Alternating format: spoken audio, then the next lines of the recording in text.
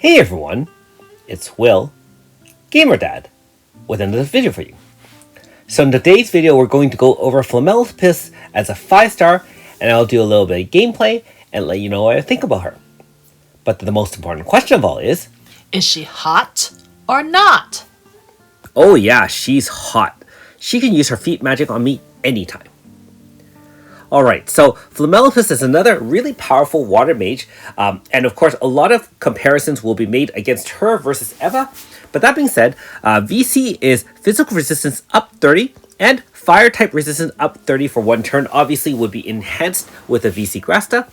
Note that she has some pretty unique abilities. Within the first 3 turns of battle, she'll have something similar to AS Tsubame and other like-minded units. Guaranteed critical 0 MP farming attack, and I'll show you that a little bit later on in the video. And note that when the battle starts, she will inflict break right away. So if you do a 1 hit, that might be enough to clear most enemies, and in combination with farming, should be no problem. Alright, in terms of her skills, Baptizo Soul is essentially her self-mental focus, also increases water type attack by 30%. Note that in the first 3 turns, all her moves are a lot better, and in this case, it'll be water type attack boost by 60% instead, double. Lemaire Archon is her triple debuff, so again, in the first 3 turns, it'll be a 30-30-30 power and speed debuff, and note that it actually does attack as well. One small downside is not an AoE debuff, it is only a single target one, so keep that in mind. And also note that because it is only in the first 3 turns, if you cast it on turn 3, it'll last into turn 5, so bear that in mind if you are fighting slightly longer fights.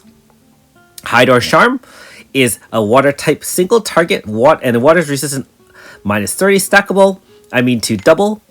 And her main DPS is the Gaijus Spring. I shouldn't say main, but this is the one you would use most of the time if you're in for longer battles. It does a quad XL single target, increased strength depending on number of buffs, so maximum of 8 for a 5 times multiplier damage, and obviously increased damage when above HP 80, and guaranteed crit. So very useful for early to mid gamers who might not have guaranteed crit setters on their team and just need something to kind of guarantee critical attacks. That makes a big difference in damage. And finally, you can argue that this is her main DPS move. Neptune is a water type AoE. Now when it says power times 20, this makes her move the most powerful one in her arsenal. And it guarantees crit. And however, after 3 turns, if you don't use it within the first 3 turns, it can stun her upon use immediately. And even if you could completely cure her, it'll be stunned at the beginning of her next turn. So unfortunately, after 3 turns, she can only use it every other turn, although there is a way to bypass that, which I'll show you also later on in this video. Now you can see her 5-star board. Those are her 2 moves. I will, in this video, I actually really just demonstrate a lot more of the Neptune versus Gaijus Spring, only because if you are using Flammelapis, you should be able to end fights within the first 3 turns, if not almost kill the enemy, and that's not including all the other enemies and people on your team that you can use to clear. So, let's take her out for a spin. If you haven't already, make sure you like and subscribe to my channel, I really appreciate it. I also do have a Patreon account for those who want to support me this way. So the zero farming technique is more than capable of clearing anything weak to water, even in the early game without sufficient equipment and Grasta. She'll do a ton of damage, which I'll also show later on in this video.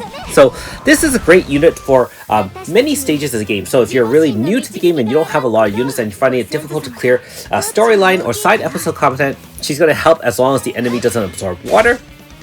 Otherwise, at end game, you can really do low turn clears with her DPS. So if she's fighting solo, you just have Baptismo Soul to activate her mental focus, and then essentially you can use Neptune because it's still within the first 3 turns and usually can one-shot most horrors and minor bosses. Now remember what I said about how is she in storyline helping newer players or even players who've been here for a while but kind of more casual and haven't grinded out the nearest latest Grasta and latest gear, so it's forth. And let me show you. This is essentially chapter 84 level type mobs, all in the high 70s or 80s. You can clearly see that as long as they don't absorb or resist magic, you essentially can wreck them because remember, she applies break automatically at the beginning of the battle if she's in the front line. And so combination of break, which by the way doubles your damage, on top of her guaranteed crit, her 0 farming MP is really unparalleled so far in the game. I mean, we have a lot of other farming type units that can do 0 MP, but I think she is definitely one of the newest and I don't want to say best, but certainly very, very capable. Now, note that I was using a little bit more advanced gear, Ring of Might, Int 40 badges, so let's remove that and kind of put something a little bit more doable. If anyone's cleared the Mythos from Clark AS, you'll probably have ground out a Moonrealm ring, and everyone probably has a 25 int badge at some point, either through cat stamps or through just going through the story. So one more example, again, remember, Grasta free, and boom. So yeah, very, very awesome in the farming. Now, the next test is, can she solo a manifest fight just like Eva? It did take a little bit of tinkering, but if you do it correctly and kind of stack things properly, you will be able to handle a lot of manifest fights that don't absorb or resist water. Keep in mind that she only has water DPS, no crystal, unlike Eva, and so there is a little bit of limitation, but you know, Eva and her are different, being that they have kind of different mechanics. Obviously, the 0 farming MP is one advantage of Flammelapis. Her one-shot super nuke is advantageous, especially if you apply break ahead of time, because a one-shot, it won't deplete in effectiveness, unlike multi-hits, which can remove the break on the first hit.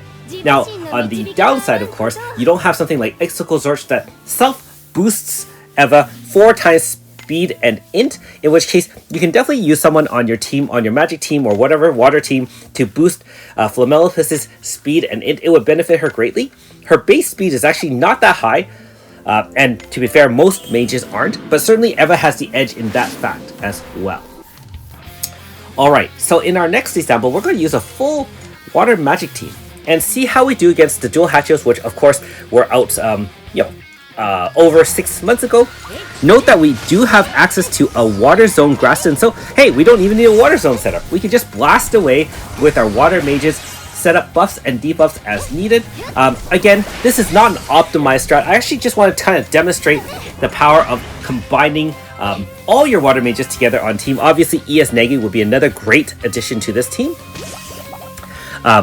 And so it's not that you can't use Eva and Flammelapis together. They actually do serve 2 different roles. Like I said before, single target versus AoE, farming versus other things. But I will definitely say that with my initial testing, Eva is definitely a little bit more self-sufficient, being that she boosts herself quite a bit. And the fact that she has a Lunatic right off the bat allows you to save 1 turn in setting her up per DPS. So in that sense, she is very, very powerful. I don't want to say more powerful, but certainly very powerful. However, you can't beat the sheer one-shot nuke of Neptune, which, based on some wiki calculations, is in the 3000% mod, which is, I believe, one of the highest moves in the game. And so, with some mental focus, water debuff or type debuff, that one-shot kill is like hundreds of millions under the right circumstances. Now, unfortunately, I did not one-shot kill the dogs after this.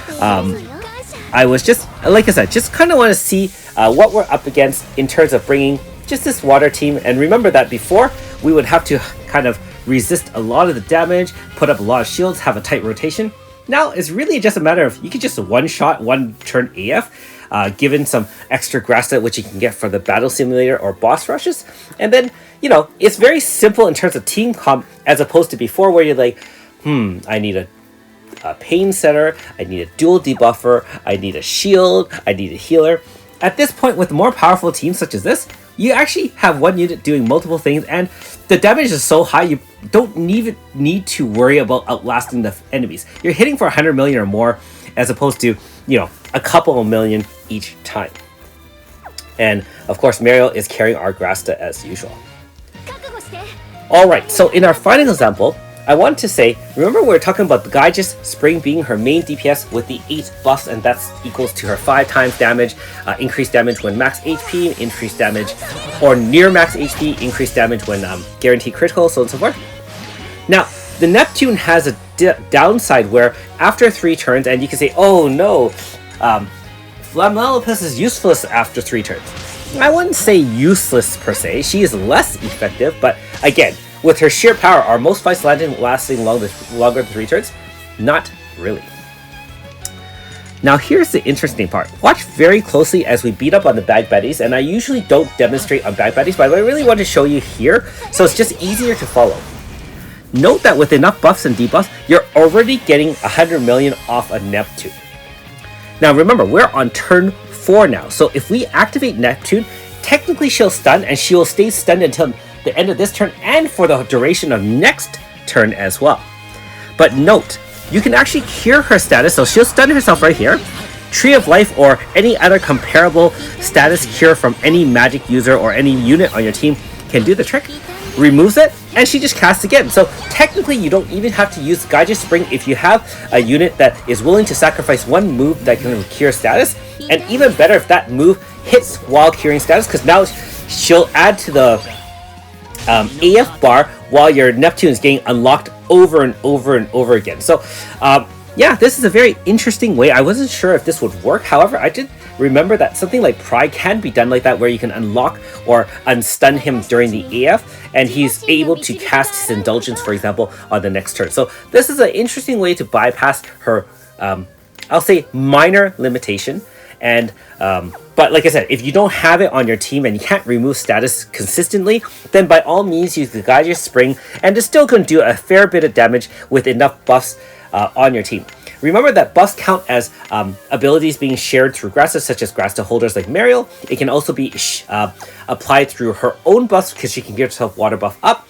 Equipment also gives buffs, and so as long as each icon is individual, you can get 8 buffs very, very, very easily.